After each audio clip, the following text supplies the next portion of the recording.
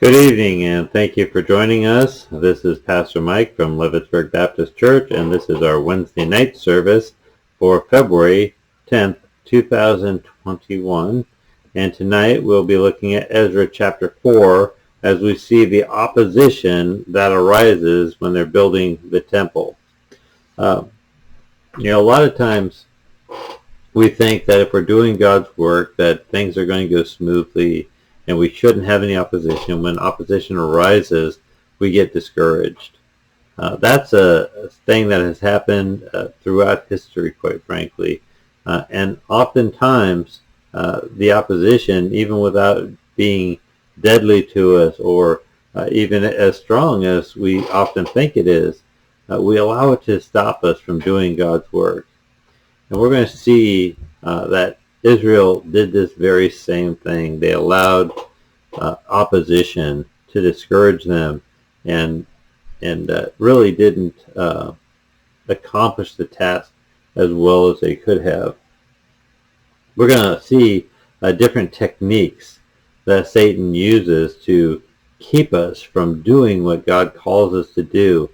And as we look at these techniques, I think it's important that we don't fall into our natural inclination of how we do things, because a lot of times when we have opposition and people abuse us and do things that hurt us, we want to go back and we want to do the same things to them because we figure they deserve it, and we just use their techniques and show them how it feels.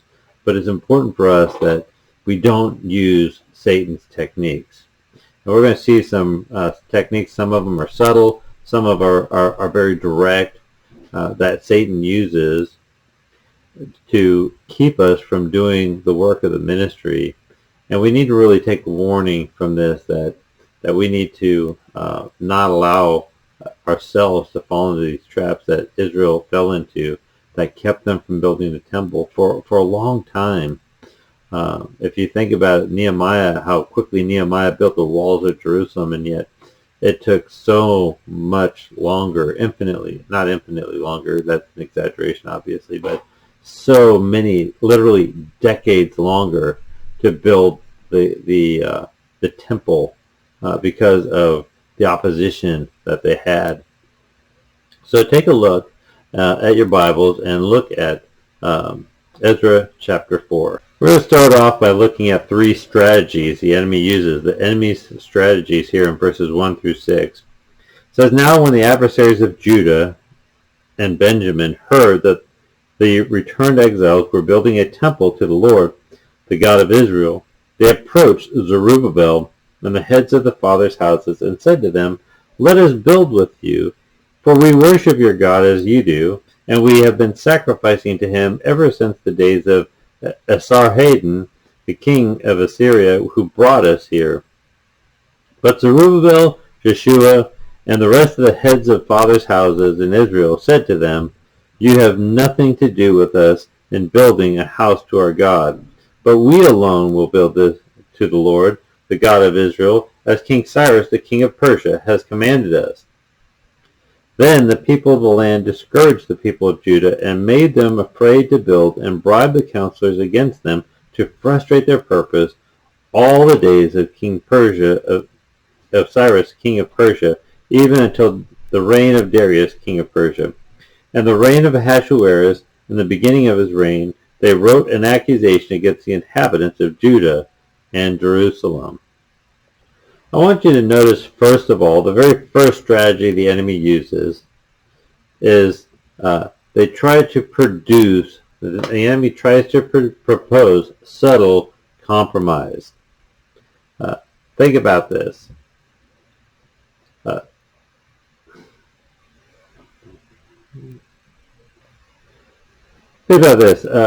The enemies of God, the enemies of Israel that were living in that region, they did not want Israel back there. They didn't want Judah there. They didn't want the tribe of Benjamin. They didn't want any of Israel back there because they were living there, quite frankly, in pretty good comfort. They had their own area. It's not unlike what we see today in the Middle East, where the Palestinians don't want Israel there and have been fighting Israel ever since they returned to their homeland. But first off, remember these are adversaries. These are adversaries that are pretending, are projecting themselves to be worshipers of God. It says, now when the adversaries of Judah and Benjamin heard that the returned exiles were building a temple to the Lord, the God of Israel, they approached Zerubbabel and the heads of fathers' houses and said to them, let us build with you, for we worship your God as you do, and we have been sacrificing to him ever since the days of Esarhaddon, the king of Assyria, who brought us here. Look at what they're saying. They're saying, listen, we worship the same God. A lot of people in the world, and particularly in America, they say, well, I'm a Christian. And we take people's word for that when they say, I'm a Christian. We don't examine them at all. We don't ask, for any evidence. They say, I'm a Christian, and we say, oh, okay. And yet, we need to really be sure of that. There are churches out there that value the music of their worship so much that they really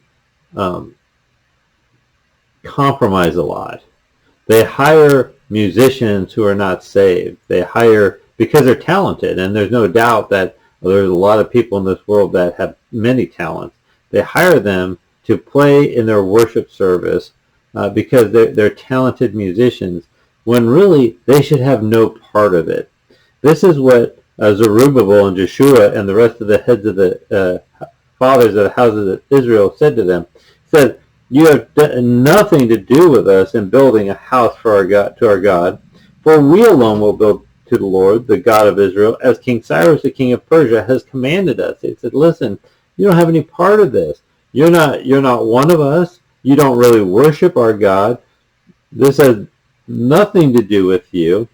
And I would rather have lower quality music, as long as the people who are serving in the church are really Christians, and we're not just accepting them because we want bigger churches, or we want people with more money, or we want people with more talent. And I'm not saying that people who have talent and money are not Christians. Please don't think that. I'm not saying that every church that has really good music and a lot of wealthy people are compromising churches. I'm not saying that. But I do know there's some churches that will hire someone just because they're good musicians. Worshiping God is not the same thing as a construction project. When Israel was building this temple was an act of worship. Remember, they were singing as they were doing it. The priests were ministering. The Levites were ministering to the workers, and they're singing, and they're singing psalms, and they're doing all these things while they're working. This was not just a labor project, but it was an act of worship. Listen, I'll hire anyone to fix my clogs in my house, but if I need good music in the church, I only want Christians. And quite frankly, I want Christians who are committed to Jesus Christ and not just nominal Christians. So they proposed this subtle compromise, but Israel wasn't fooled. They turned them down cold. The next thing we see is that they tried to produce discouragement. We see that in verses 4 and 5. Take a look at this. It says, then the people of the land discouraged the people of Judah and made them afraid to build, and bribed counselors against them to frustrate their purpose all the days of Cyrus, king of Persia, even until the reign of Darius, the king of Persia. This group of individuals, they were decided, we couldn't get them to compromise. We couldn't get them to just kind of give in here and get us involved, because if they got involved, they would have dragged the people down in very much more subtle ways. So what they did is they went on a more direct approach. And Satan does this all the time. His workers do this all the time. They try to discourage us. And we don't know exactly what they were doing to discourage them, but whatever it was, they was causing them to fear.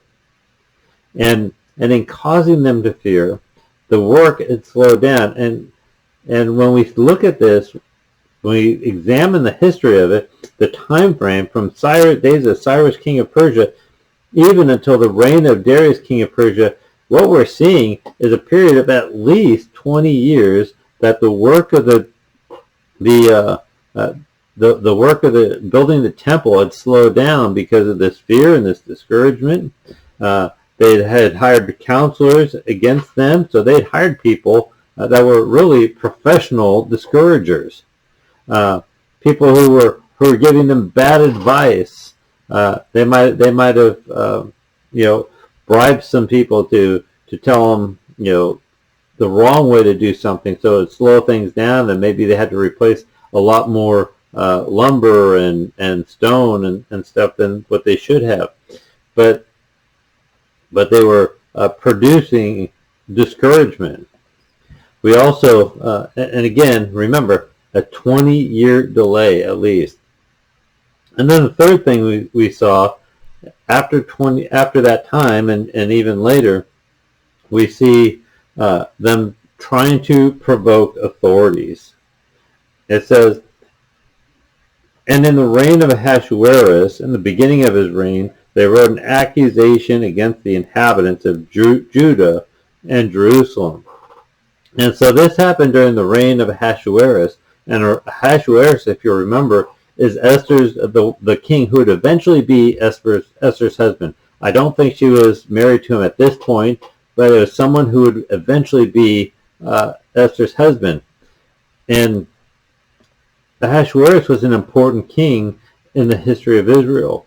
Remember, he's the one who threw out his wife Vashti for disobeying him while he was drunk, and felt bad about it, but he couldn't undo it because of the law of the Medes and the Persians, which could not be changed. And so he had to find a new wife, and Esther was one of the candidates. And Mordecai told her not to tell anyone who she was. Clearly, if she'd been recognized as a Jew, it would have been very dangerous for her. And so he had her really hide that truth. And but it was Ahasuerus that they wrote this letter to, and Ahasuerus apparently didn't do anything to help the building of the temple. He didn't. There's no historical record that I've been able to find, at least, that shows that he helped Israel or rebuked the people writing these letters. But it really makes what Mordecai did much more amazing, because if you remember, Mordecai had saved Ahasuerus' life. And certainly by the time he'd saved Ahasuerus' life, much of this had already transpired. And he could have just said, you know what, Ahasuerus, when he heard these conspirators, he could have said, the Ahasuerus deserves what he gets. I'm just going to leave it alone. And yet he didn't. He did what was right. He honored his authority, even though the authority was a pagan king, and he saved Ahasuerus' life. What we see then is we see really there's a pattern here of these letters being written, and the Bible gives us one example of this letter, not written to Ahasuerus, but written to Artaxerxes. Take a look at this. In the days of Artaxerxes, Bishlam and Mithridates and Tabeel and the rest of the associates wrote to Artaxerxes, king of Persia. The letter was written in Aramaic and translated. Rehum, the commander, and Shimshai, the scribe, wrote a letter against Jerusalem to Artaxerxes, the king, as follows. Rehum, the commander, Shimshai, the scribe, and the rest of their associates, the judges, the governors, the officials, the Persians, the men of Iraq, the Babylonians, the men of Susa, that is, the Elamites, and the rest of the nations whom the great and noble Osnappar deported and settled in the cities of Samaria and the rest of the province beyond the river. This is a copy of the letter they sent to Artaxerxes, the king. Your servants, the men of the province beyond the river, send greeting. And now be it known to the king that the Jews who came up from you to us have gone to Jerusalem. They are rebuilding that rebellious and wicked city. They are finishing the walls and repairing the foundations. Now be it known to the king that if this city is rebuilt and the walls finished, they will not pay tribute, custom, or toll, and the royal revenue will be impaired. Now, because we eat the salt of the palace, and it is not fitting for us to witness the king's dishonor, therefore we send and inform the king, in order that search may be made in the book of the records of your fathers. You will find in the book of the records and learn that this city is a rebellious city, hurtful to kings and provinces, and that sedition is stirred up in it from of old.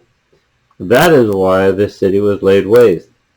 We make known to the king that if this city is rebuilt and its walls finished, you will then have no possession in the province beyond the river.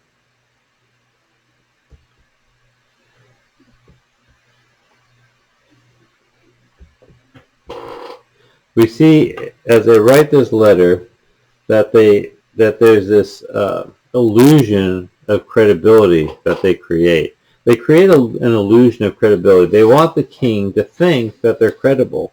And so they go in, they list all these people, these men of authority, and say, hey, here it is.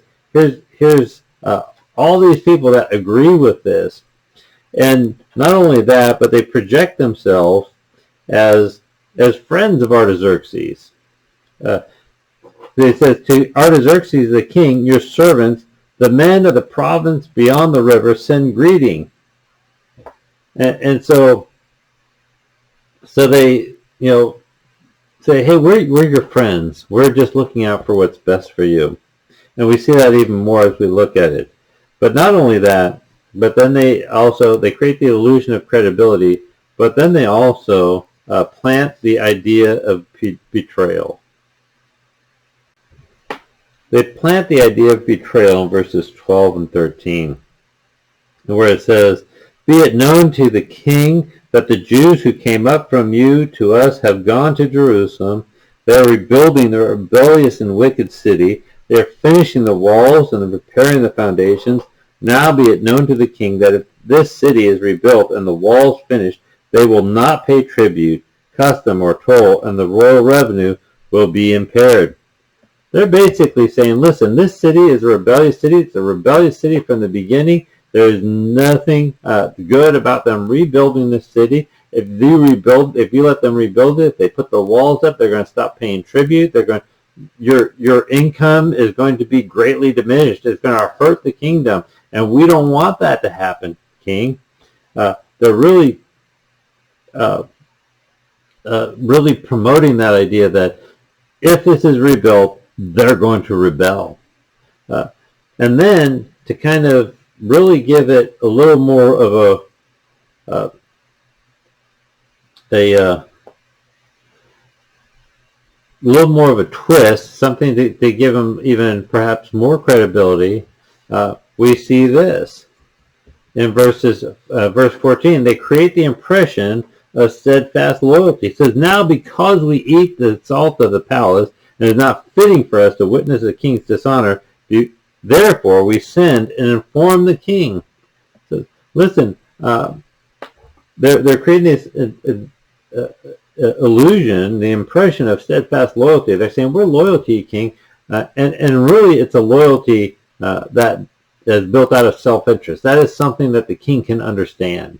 The king can understand, hey, they're going to do what's best for the kingdom because the kingdom is taking care of them. That's really a danger of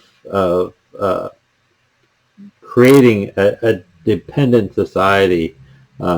If we give too much, if we give to people who can work and and but choose not to work, we create this dependency, and it really gives people security that are in power, because the people will want them to stay in power, so they take care of them.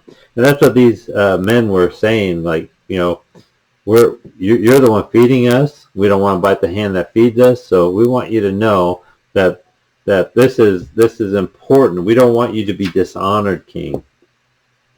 Then once they give that little self-interest, steadfast loyalty thing, the next thing we see is they give a skewed history lesson. What do I mean by a skewed history lesson? I mean that they tell part of the story. Instead of giving the whole history and saying this is everything, they give a skewed history. It say in verse 15, they said, in order that the search may be made in the book of the records of your fathers, you will find the book of the records and learn that this city is a rebellious city, hurtful to kings and provinces, and that sedition was stirred up in it from old. That is why the city was laid waste. They said, listen, this city, it's always been rebellious. There's always been sedition in it. It has been harmful to kings. It's been harmful to provinces. It's been harmful to kingdoms. And whatever you do, if you let them build this wall, it's going to happen again. Look at the history, they say, and you'll see that's why it was laid to waste. It's a skewed view of history, because Jerusalem wasn't laid to waste because they were rebellious towards the king. It was really laid to waste because they were rebellious toward God. But these men don't care about that. They're just saying, listen, they resisted Nebuchadnezzar. It wasn't Persia that tore Jerusalem down. It was Nebuchadnezzar. It was the Babylonians. And so, they could skew the history however they want to do it. Who knows, what people write in history, and we see that today, that we have history books, and there's some documentation that corrects some of what we've learned in history, but there's also people who just take the history and they skew it to what they believe. And that's what these men are doing. They're skewing history to get the king to think about Israel in a certain way. And it's a skewed history lesson. And by skewing the history lesson, what they're really doing is they're promoting fear. And we see that in verse 16. It says, we make known to the king that if this city is rebuilt and its walls finished, you'll have no possession in the province beyond the river. They say, listen, if you let them rebuild this city, if you let them put these walls up, you're going to lose all this property. You're going to lose all the possessions that you have down here. Everything that you own, everything that has been conquered and that you now own is going to be gone. You're going to lose something. And so, that's kind of how Satan works. It's a lot of half-truths, which are ultimately just lies. And if we're not careful, people, as Christians, we can do the same thing. We can tell a lot of half-truths. We need to be honest in how we assess things. We need not just tell our side of the story. If we're accused, we need to tell the whole story, the whole truth, not just the part that makes us look good. Because oftentimes we make mistakes and we do things that are wrong, and then we try to justify them, and that's not a good thing. We need to tell the whole truth. It is Satan who started and continues to tell half-truths, to tell just part of the story. And if we do that, we're not honoring God. We're doing what Satan calls us to do, what Satan wants us to do. And he revels in us holding back the truth. So we need to be very honest and say, listen, this is what happened. This is what I did. And not try to sugarcoat it, not try to justify it. not try to just tell the part that makes us look good, but we need to be completely honest about it. I can think of several times when I worked at a company in Pennsylvania, and I was supervisor, and there were some people that were pretty upset with me. And I worked third shift, and they would wait until the plant manager came in, which was actually usually about an hour and a half, 2 hours after our shift was over, and they would wait for him to complain to him about something that I had done, and they would tell him, of course, only part of the story, and then he would call me into his office, and he'd say, well, I've been told this about you, and I said, well, yeah, this happened, that happened, yes, I did say that, and I would, if I did something wrong, I just admitted to doing it wrong, but I filled them in on the whole story. I had a person that I had a dispute with that I worked for in a family business in Colorado, and he wanted me to do something one way, and I thought it was the wrong way, and I went to his, after we discussed it, and he told me to do it this way. I really thought he was wrong, so I went to his father, who is authority over him. I said, this is what he told me to do, and this way I think it should be done. He wants it done this way because of this reason, and I think it should be done this way because of these reasons. And I gave him both sides of the story because the other person wasn't there to give his, and ultimately he decided that it should be done the way I thought it should be, and the guy who told me to do it the other way, he was pretty upset with me. But in all fairness, I gave both sides of the story. I was very honest and specific about both sides so that his dad would have the whole story, not just his version, not just my version, but the whole story, and be able to make that decision. And if we are honest and give the whole story, I believe God will honor us. Things won't. I'm not saying that God will always make things happen the way we want them to happen, but I believe God will honor us for that. And so we need to do that, because otherwise we're really just promoting fear. We need to not promote fear. There are things to be afraid of, and we need to be aware of that and warn people of that. But we shouldn't be making things sound worse than they really are to make people afraid. The next thing we see is that the king now responds to this letter. King Artaxerxes responds to the letter. And so we're going to finish up here with this passage, verses 17 through 24. It says, the king sent an answer to Raham, the commander, and Shimshai the scribe, and the rest of their associates who live in Samaria and in the rest of the province beyond the river, reading, and now the letter that you sent us has been plainly read before me, and I made a decree, and search has been made, and has been found that this city from of old has risen against kings, and that rebellion and sedition have been made in it. And mighty kings have been over Jerusalem, who ruled over the whole province beyond the river, to whom tribute, custom, and toll were paid. Therefore make a decree that these men be made to cease, and that the city not be rebuilt until a decree is made by me.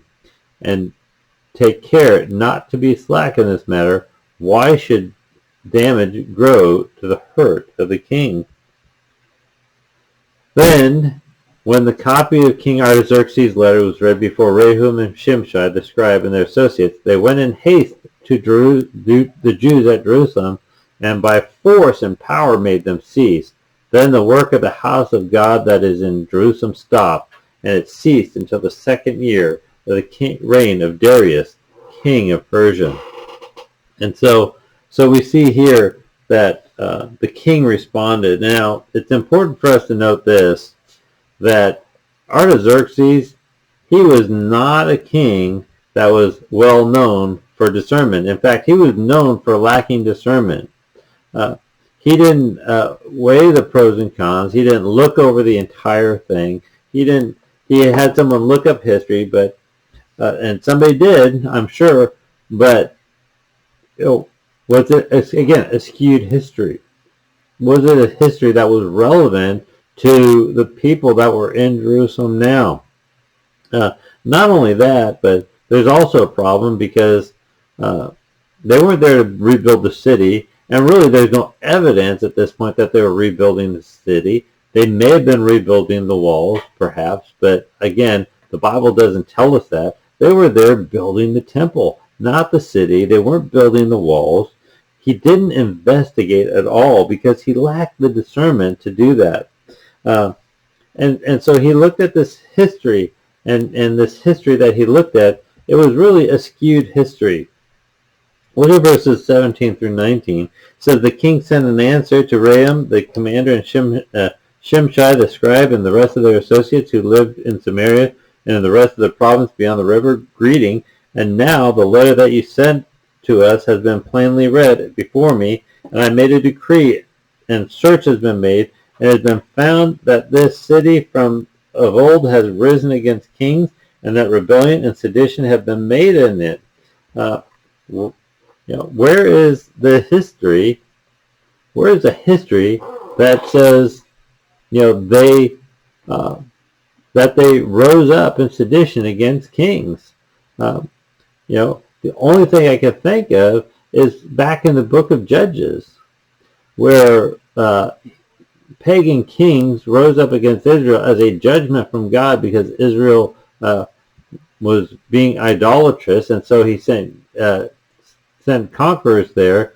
But really, when we look at what was happening in the Judges, in the book of Judges, we don't see this really a history of rebellion against kings, but a history of people fighting for their freedom. The kings weren't really possessing the land; they were just looting the land, and Israel for a long time, they had their problems, but it wasn't what their history was saying. The history there is very skewed. He recognizes the local authorities also as he looks at writes this letter in verse 20. He says, the mighty kings have been over Jerusalem, who ruled over the whole province beyond the river, to whom tribute, custom, and toll were paid. He recognizes the authorities that were there.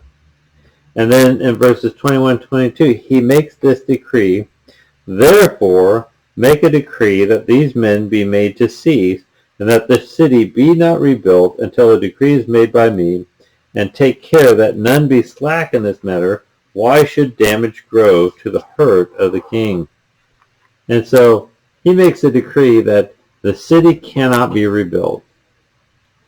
I think it's important to note, again, look at the decree. He's not saying don't rebuild the temple. He's saying don't rebuild the city until you get a decree from me. Until I tell you you can rebuild the city, you will not rebuild the city. And yet, when they do that, when he makes that decree, these men, Raham and Shimshai and their associates, they went to the Jews. They went right away to Jerusalem, and by force and power made them cease. They stopped them from working on the temple. They weren't working on the walls. There's no evidence of that. They weren't working to rebuild Jerusalem, though I'm sure some of the people were living there because they were working there. But back in those days, it wasn't really a city without a wall, because a city without a wall was an undefended city. But they went and they were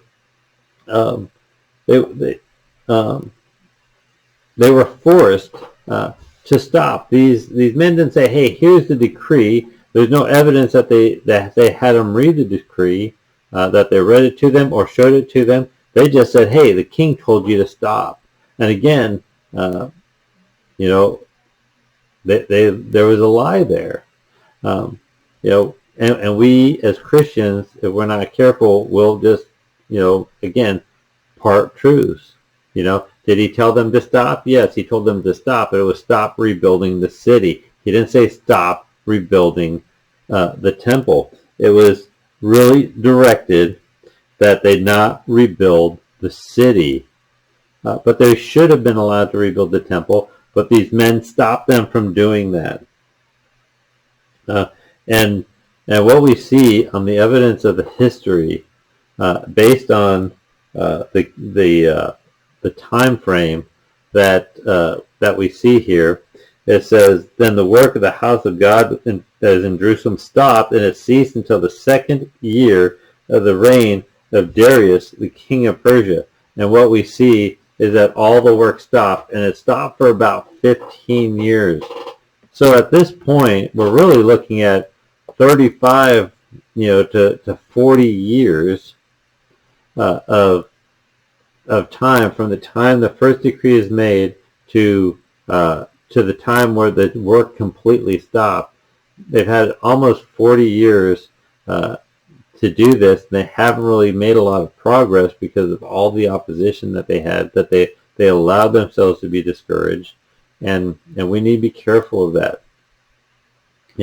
What are we going to do? Are we going to allow what happened to Israel in Ezra chapter 4, are we going to allow that to happen to us?